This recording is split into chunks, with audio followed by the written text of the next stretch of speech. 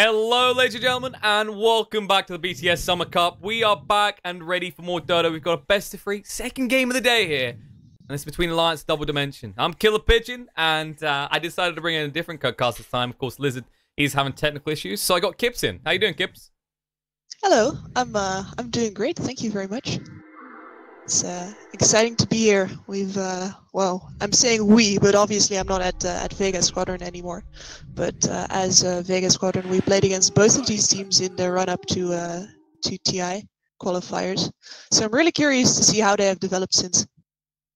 And Alliance is starting off with a push strat. It seems they're not hiding their cards here. About that development. This is typical Alliance. I think every team is more or less caught into this. It's interesting that Double Dimension, they only focused one ban on ratting heroes.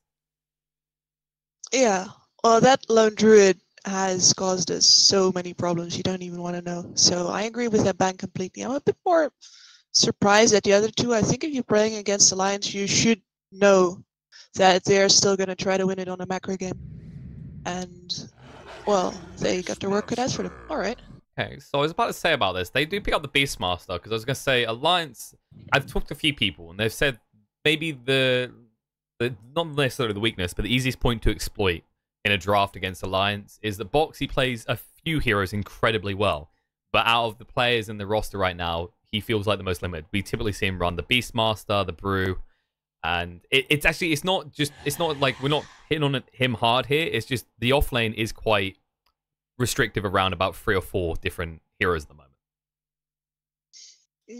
Well, there's two ways of thinking about that, right? You can not ban them to be sure that you know what he's going to play, or you can ban them or play around them and hope that, you know, he picks something he's less comfortable with. But then you got the problem that you don't know what's coming anymore. So there's always two sides to that kind of thing, which is interesting. But yeah, Beastmaster to me is one of those ideal first phase pickups because it does everything. It gives you vision, it gives you wave clear, it gives you a BKB piercing stun.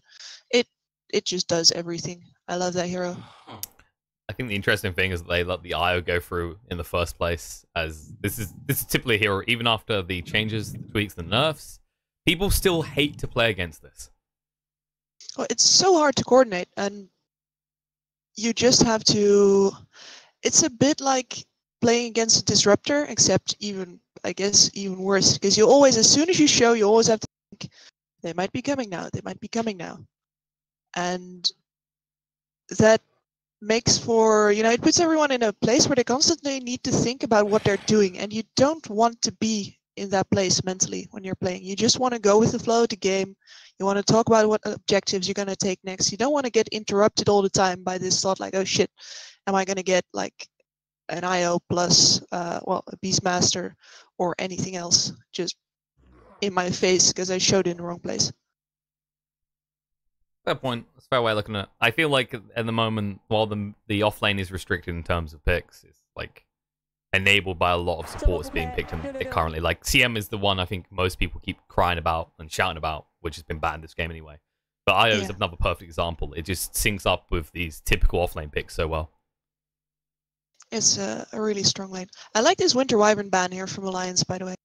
That is one of the Lycan counter picks that I think is actually criminally underutilized. It is so good against that hero. Completely destroys it, but it's gone. So this wolf should have pretty free reign. Well, if he can avoid those relocates, obviously.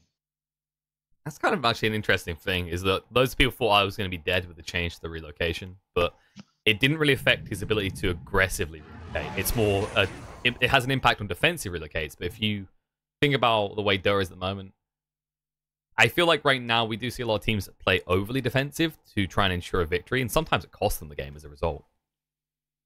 Yeah, I am personally very, very opposed to that. Like, that's completely against my mentality. I would rather, you know, lose a game because you tried to win it than lose a game because you didn't try to win it. It's just, I don't know. So in that sense, depending on what Double Dimension does here on the third pick, Witch Doctor, double healing supports.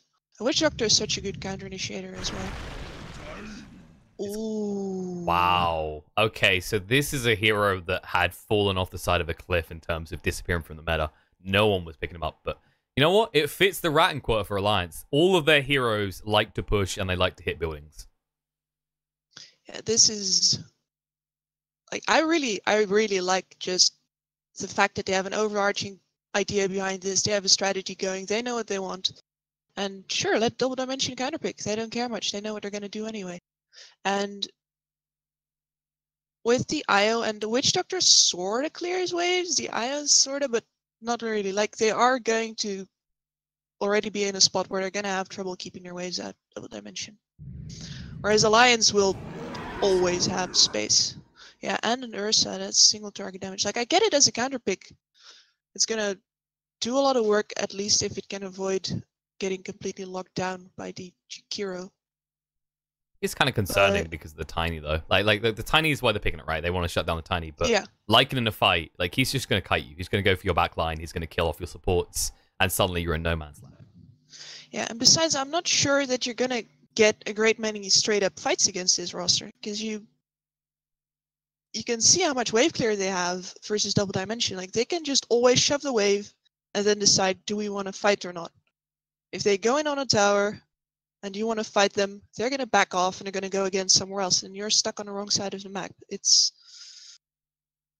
I'm thinking Double Dimension are going to run into some real trouble here just because of the map pressure. I'm wondering if Alliance... I don't know if they're going to run this Tiny as an offlaner. Like, not many teams are trying at the moment, but I think Alliance did try it once or twice for the TI qualifiers, which would leave them open to a Nature's Prophet being picked. Which it sounds overly greedy on the push, but I've seen how Alliance works out. Typically, when the Lone Druid gets removed, Koitfa's go-to next hero is the Nature's Prophet. Yep.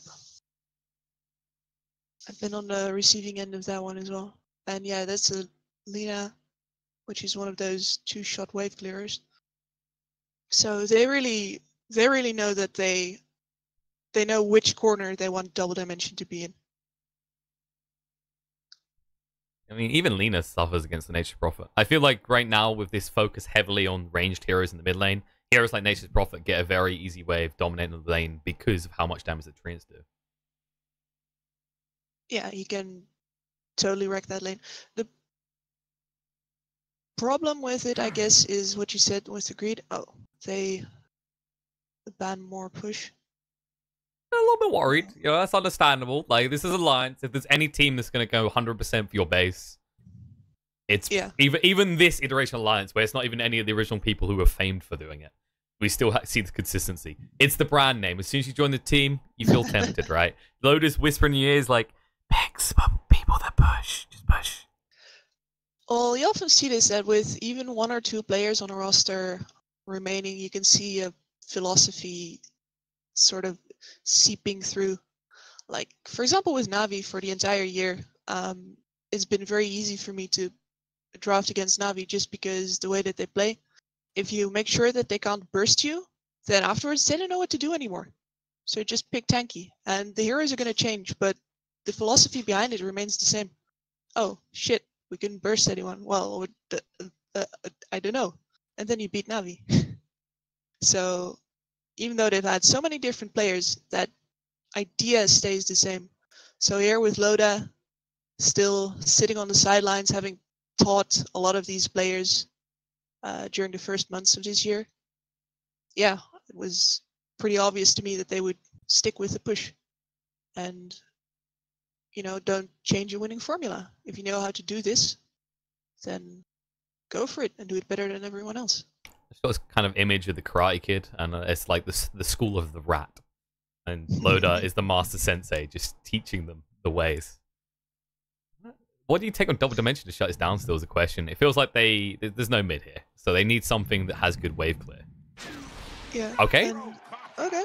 That kind of fills the quota. Not as strong as it was because the flat can of nerf, but a hero that still, against this much push power, could come in handy.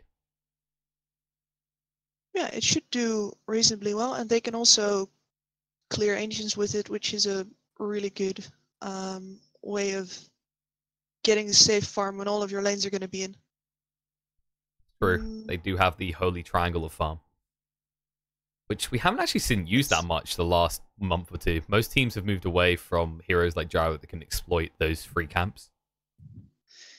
Is you know what I used to call it, because G really liked that farming in that. Ooh. Got thrown off the fort. You didn't see this coming. Mickey Invoker. Wow.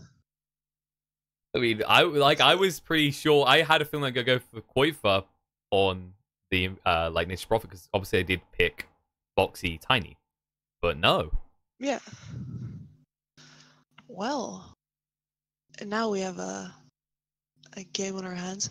It's interesting. I think that the Invoker is a very good pick here, because even with a push lineup like this, at some point you're going to have to team fight, and you're going to be in the choke point of the high ground, and Invoker is one of the choke point fighters. Really great for high ground, for Roche, also has some proxy siege. And they actually, like, Double Dimension took out the Pugna, which is one of those proxy siege heroes where you can just hit the base without having to really engage. And they were lacking that before. So yeah, I really like that pick. And for Double Dimension, it really all comes down to the fights that they're going to be able to force. Like, if they can get out of the laning stage with a head start, they might be able to keep their waves out and grab that Roche earlier than Alliance, and then we have a game on our hands. But I really favor Alliance's draft here. Especially, might be a bit on the greedy side, though. It is. It feels that, right? Like we were saying at the start, like even though when Nature Prophet felt greedy, this feels even more greedy, because Invoker, typically he can actually need that space. That actually has me wondering, is this going to be a Quas Wex build so that Invoker's the one that creates the space for the rest of his team? Well, we're going to have to see, like, as the Takes point in Exhort. Let's not look at. It's looking maybe like the Exhort build, actually. Which, I don't know, I feel like maybe you get more value out of Quas Wex this game, just because Ursa is that type of hero you want to be able to kite, and Invoker's one of the perfect examples of a hero that can actually juggle him around. Yes, and you're going to have them pretty clustered a lot anyway, because of the IO that needs to stay close to whoever he's boosting. So yeah, let's see. I'm guessing that the Exhort build is mostly for the lane, because they can't afford to lose the lanes here, and also because of the proxy push again with the Forge Spirits. It's also kind of like, I guess, when you're up against a Gyro, because you've got to be expect Gyro mid, you know he's got low base damage anyway, so you get more value out of the Exhort, because usually we see these Invokers, they Quas Wex, they fall behind for a wave or two, just because naturally you get more value in the long run because these other heroes hit so hard. But Gyro, you might as well just have squeaky noises whenever he hits a creep. It's for 52 with the Wraith Band. Yeah, I've seen Palantimos play that hero, and I was like, oh, that looks pretty easy. His last hitting really played it myself. I'm like, oh my god, what do they do to this hero? Really? I mean, his advantage is his movement speed, right? I'm surprised that it's... Yeah. I'm just surprised it's still picked up a lot, because the talent has been changed, and I thought that it was the flag shots that made him it was picked up before, so now it feels more like a force of habit, and I'm not sure. Like, usually if you pick a hero out of a force of habit, you could have been picking a better one. Maybe it's just like people in their mindset, like I was saying in the draft, the dire side have that triangle of farm, so you do have catch-up potential. The problem is, I just don't feel Kuman is dying. Oh, he's actually, yeah, he's fallen pretty low. Kuman. That's a quick death. Boxy moved in, closed the distance, and, well, don't underestimate penitence. That's all I'm going to say. I mean, you saw his health just disappeared straight away. Like, does this bode well? I feel like this is going to be the state of this lane as it continues. Vanscore's always going to have to use his cast just to get rid of the creeps. And that means no kill for them. Yeah, but they did lose the advantage here, and this is a really good start for Boxy, who was probably going to be the one suffering the most here, because he's also laning against the Ursa. But they got him off to a good start, and now Insania can just move bottom, help out this Lycan, and kind of needs it. Reset the lanes. Yeah. Like, The regen is fun and all, but he's gonna be pushed in all the time. Cheshire Cat's already dominant in CS, up to 10 last hits compared to 3 on Koifa. That's not how they imagine this lane going. You know you're going to have a hard time against the Beast IO lane regardless, but not the good start that they were hoping for. For sure. But you're going to basically always lose one lane, and it's about picking which lane you want to lose if you are comfortable doing that. Some teams don't want to choose, and they pay for it because the enemy will choose for them. So in this case, Insania's first bot on top did have a cost, which is this Cheshire Cat Beastmaster getting a really good start.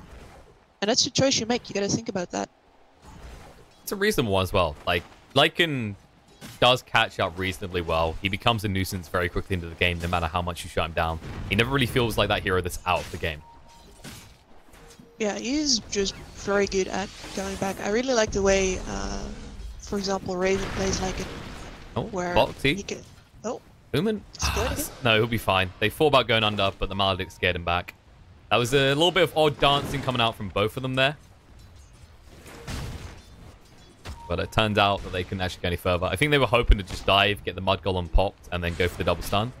But, like, the chance of that happening when Boxy's got Maledict on it is next to nothing.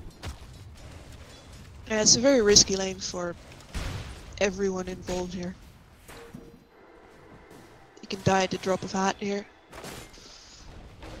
They're going to try again. His hair comes out, holding Kuman in place, but they have at least burned out his regen, and sometimes this is actually more costly than dying, being in this scenario. Vanscore, he hasn't leveled the Voodoo Restoration yet either. Yeah, and you kind of don't want to be forced into that because it takes so much mana, and you'd really want, well, depending on your build, of course, the extra levels of Maledict usually. Oh, Kuman, stay on the spot. Sunstrike coming in. Kuman's going to fall. And now Tiger, hit up by the Maledict, needs to walk away from Vanscore. It's going to take a lot of damage, but they get another kill there, and Kuman is not having a fun lane up here, that's for sure.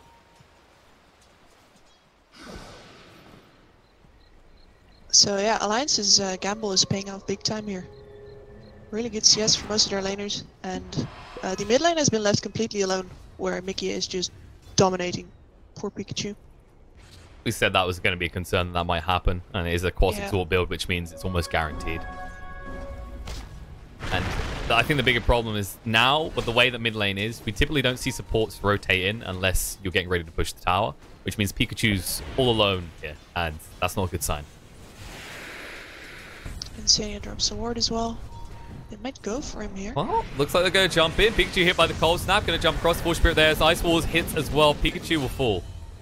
And the TP instantly cancels. They realize Gyro cannot be saved. Yeah, very smooth. And especially if he dies a second time here, this Invoker can do massive damage to the mid tower, which is huge. He's already trying to set up in double range. He might just try and poke and prod a little bit. And while we're talking about that, Kuman, he falls again. This is...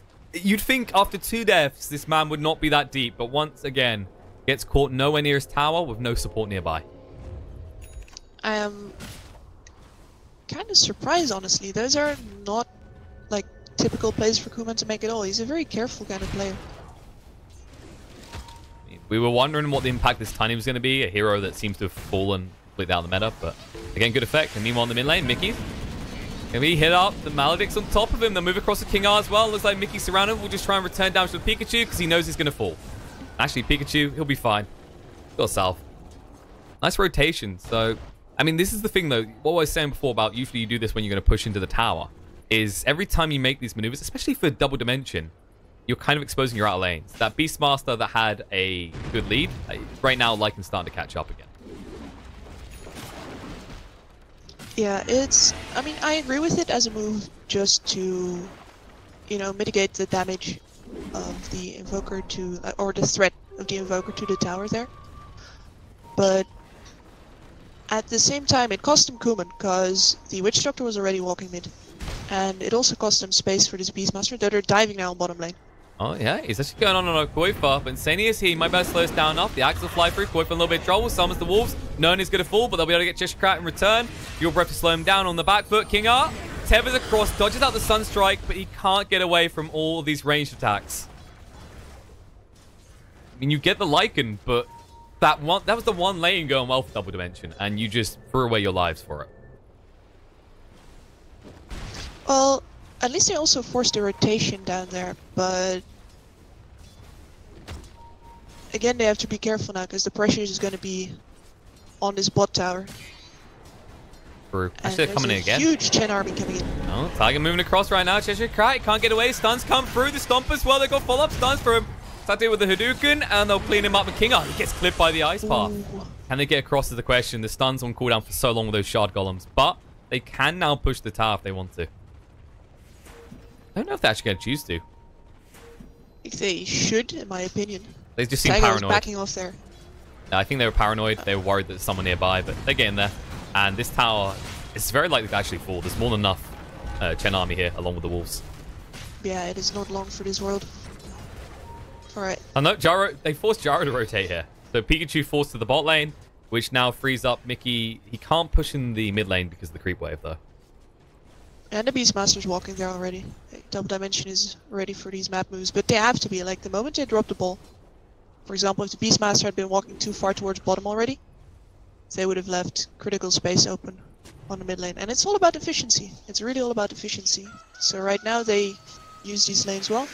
It's going fine. But if they slip up, they're going to lose buildings.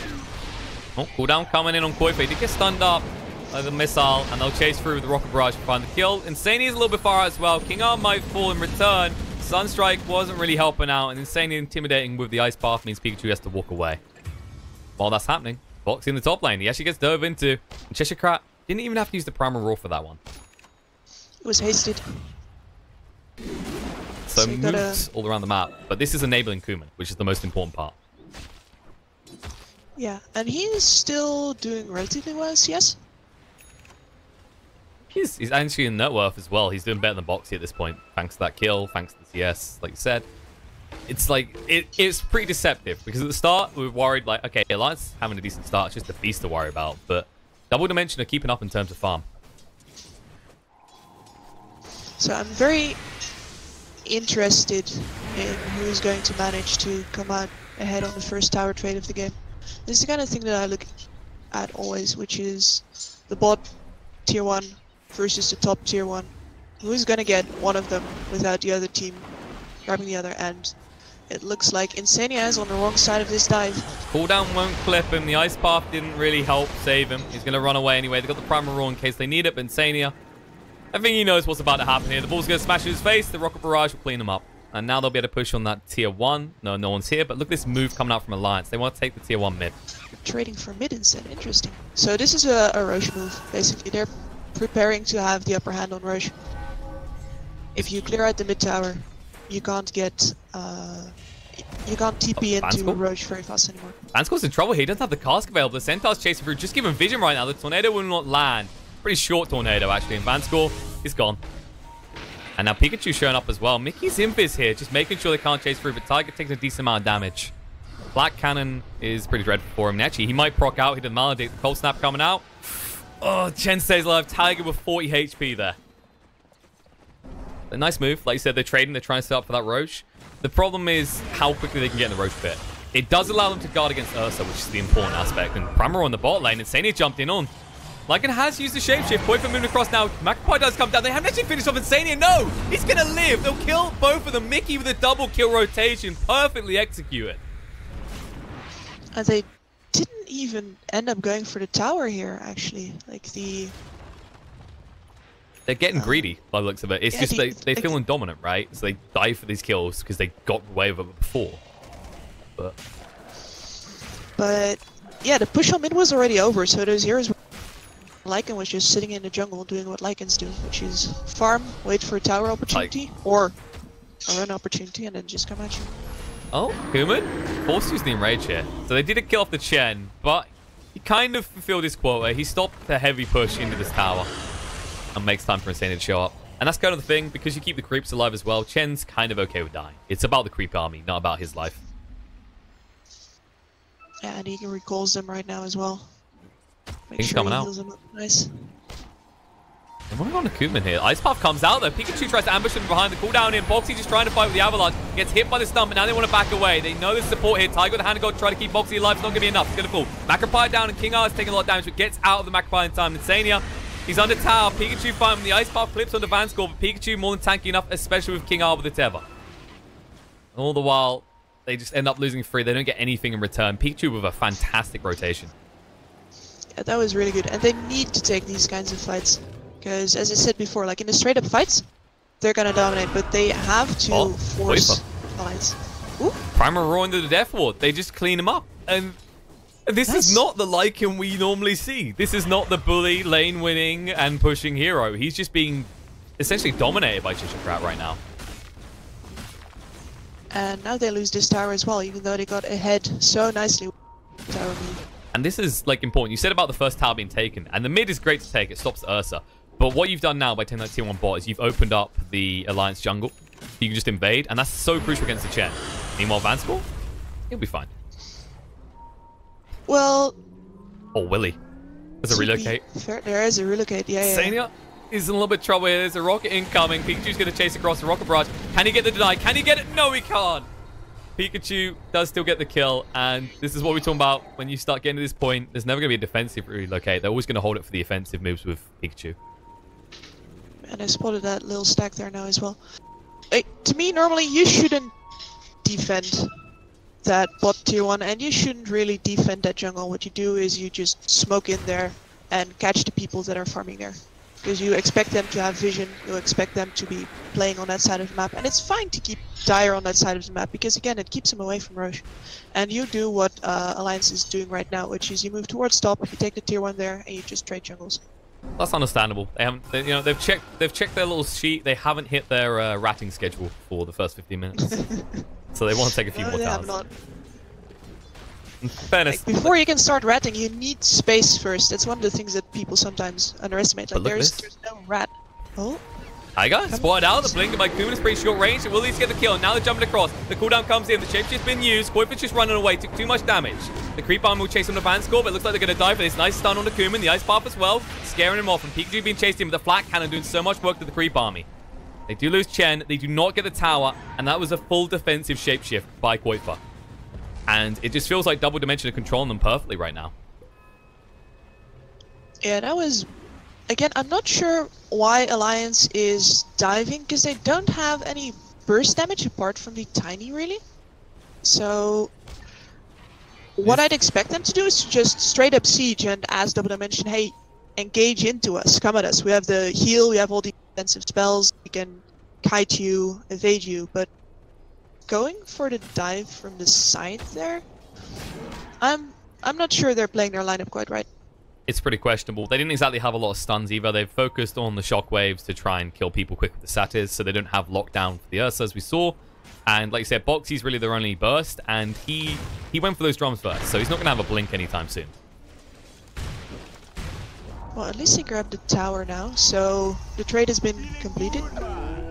Pikachu even applauds them. He's like, good job, guys. You've done it. You've almost hit your quota, but we still have a tier 1 in the bot lane. And that's kind of concerning. It's like, Alliance feel a little bit more on the clock, right? Like, they've taken this push line up. They need to get results, because Double Dimension, we just saw the damage Gyro done, the flat cannon in that last engagement. It's going to get worse. Like, Chen's army is just going to disappear as this game goes on. Yeah, for sure. It's going to... Like, he's gonna use it mostly for split pushing, so they have to keep dodging all of these. Oh, Bob? Roar? Cheshire Cat? Yeah, no, Cheshire Cat just got revealed. Mickey will not engage him. I mean, that was a little bit ballsy. He's all alone there. I think that's, there are some things you can kill solo, as he proved against Koipa. Mickey is not one of them. Yeah, and Didi is doing the same thing as Alliance did before, which is trying to defend their jungle, and it's... I'm not sure why you would do that. He's gone. I mean, it was a nice play as well. They tossed in the Centaur getting ready to stomp. It did get stunned up, but it didn't matter. The slows from Jakiro were enough. And I'm starting to wonder about this build from the Witch Doctor. Still no points in the Voodoo Restoration. It might not have helped him there, but you can kind of see, as a preview from that, how it would help in these engagements. Yes, for sure. Like, this Jakiro needs to move bottom, actually. I'm not sure why he throws fire on mid. I guess it's... really use those nukes. So yeah, he's going bot now. It's the priority of protecting the mid as well. Like, we talked about the fact that that enables them to counter Roche, and this is an Ursa line. I guess. But there's more heroes there, and since Jakiro is the really disposable hero, he's the one that you use on bot lane because you know that most likely there's going to be double dimension heroes over in that jungle somewhere looking for a kill into the bot tower. And your position 5 is the one that you can, you know, reasonably throw at that. Although right now actually Taiga has even less net worth than the Jakiro, so I'm not sure who is position 5 this game. So Insane is the normal, like they're registered pulse 5, but yeah, it's just that case of the Chen, he hasn't been able to have that impact, right? Like we saw him actually trying to recover the bot lane a lot, and now when he just tries to go on the pushes, we see the creeps disappear, and they just spot out the Roche. He's coming. Kuma's, is he going to continue this? This is pretty bold. Just no, he can't. Yeah, he has to leave. And they'll at least farm up the little center. Another 200 gold. I feel like they just need to push on the tier 1 mid first before they try this. But as we've seen, Alliance are putting a lot of resources into defending that. Yeah, and both of their side lanes are coming in right now. Top lane is all the way up to the tower. The Jakiro is just pushing on bot, and he's most likely gonna die for that, but it's fine, because he forces 3 rotations actually. Yep, Crown Roll comes in, Axe is thrown out, and I moves across as well. It's like, let me give you a hand with that, or rather take the kill.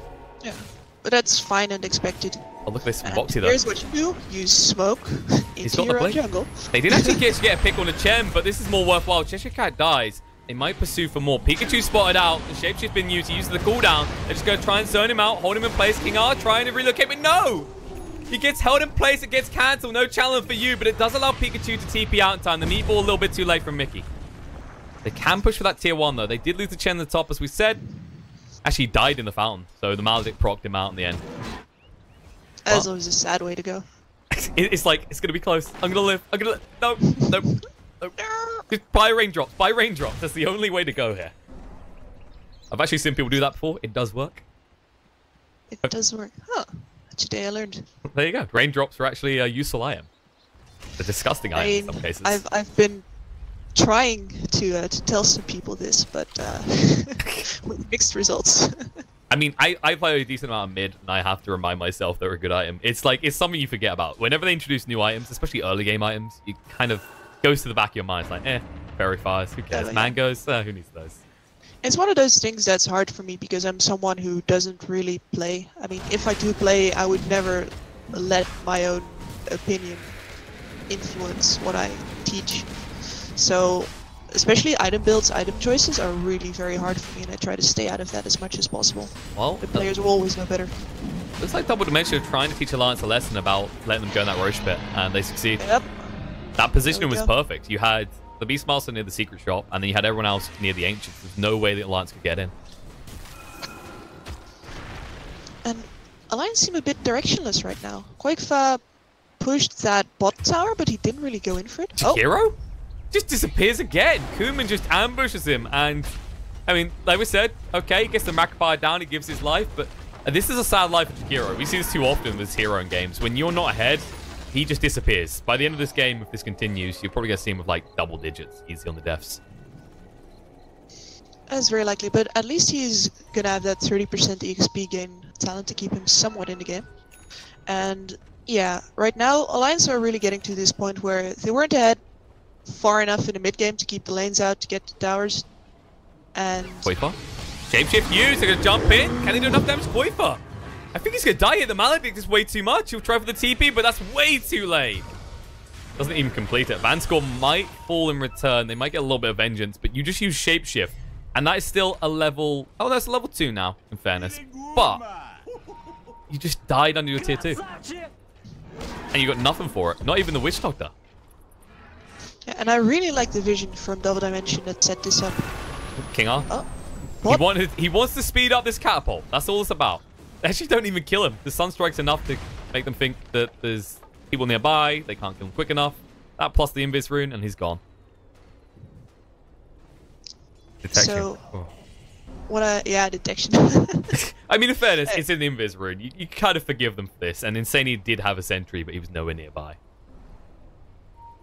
Yeah, it's funny that both teams have kind of given up on this bot jungle, and it's all about top lane now. Yeah, and speaking of top lane, speaking of Insane, he's gone. The ping comes out, the ward was down, and it sets up nicely for a push on that tier 1 now. And Alliance, they just seem to be ignoring this right now. They just focus on the mid lane, where their tier 1 no longer stands, so questionable why. Very directionless. Like, they need to use these Forge Spirits. They need to use Chen Creeps. They need to use, well, all of the proxy push that they have, basically. And yeah, risk the Tiny, perhaps, even though he's your main initiator. You might have to show him on the lanes a little bit just to keep him out. Because right now you're not farming. Only the Lycan is pushing bot, and he's really scared of that relocation. And meanwhile, Double Dimension can just take the top lane. Actually, the creep just try and slow things down. Well, 2 of them are going to die off. And this is heartbreaking for Chen. His children have fallen. This is so frustrating as well, because Chen it's so creep reliant. So every time you just take out a few creeps on top of these objectives, it's more time that Chen can't respond, because now he needs to go replenish his army. It sounds like simple, but it matters. Like you said, it takes so long. It's like find the right creeps. Like the worst experience is when you've got all your centaurs and then you lose them.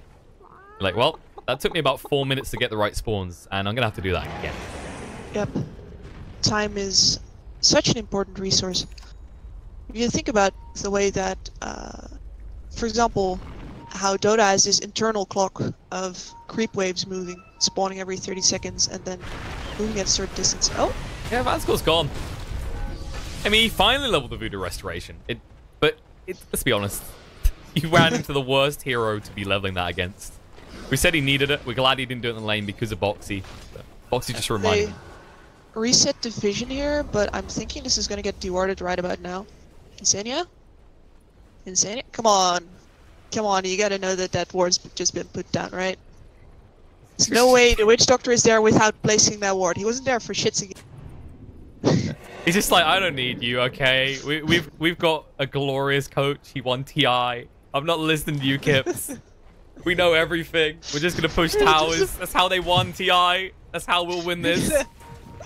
They're gonna pay for that. Like, couple minutes online. In the mid, relocate. Mickey hit by the Primal Roar. He's dead. You better get this tower because it's not gonna feel worthwhile. Because in the bot lane, Kuman's pushing in as well. You're gonna lose a tier 2 in the mid. You get some damage on that tier 3 bot, and this is all just for that tier 2 top. So Alliance leaves quite far over here. So they do want to try to. Oh, they find more. It's the same hero again. Vanscore is not learning. Boxy loves to kill him off here. And they've actually sent Boxy back, but guess what? They had to leave. They couldn't push top anymore. Pikachu arrived. Black Cannon does way too much work. Quiff is like, no, not my creeps. Too late. Kuman was just diving the base with the BKB on. It's... really? Wow. Okay. Yeah. I mean, gets out though. He's fine. He doesn't get anything for it. But he didn't even get the tower in the end. He was focusing on getting the creep wave, and I'm guessing he moved beyond the creep wave and tried to take out heroes. Yeah, he tried to take out Boxy, but both teams went back to def and force each other. You know, it's a bluffing game in a way.